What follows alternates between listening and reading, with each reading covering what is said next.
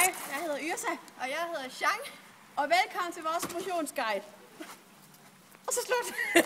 Jeg kan. Laver konditionstræning transporteres oxygen ud i blodet, så hjertet det vokser, så det kan pumpe mere blod per hjerteslag.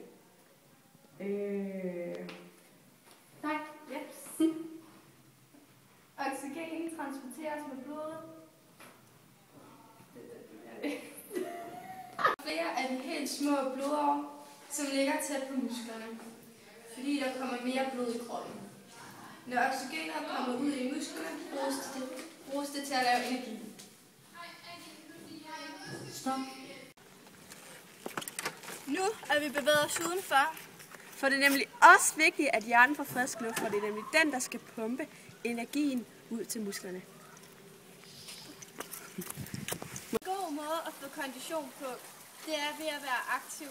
Og man skal huske at træne 1 til 2 gange om ugen. Og en rigtig god måde at få kondition på, det er simpelthen ved at cykle. Og det er det, fordi at når man cykler, for eksempel op ad bakke, der kommer ens adrenalin til at køre, og alle musklerne kommer i gang. Og når man så kører ned ad bakken, så slapper kroppen af, og så vender kroppen sig til, at man skal slappe af en gang ud. Og det er også god træning. Og her til slut er vi lige rykket indenfor, fordi nu vil vi lige vise jer en masse øvelser, som I kan bruge.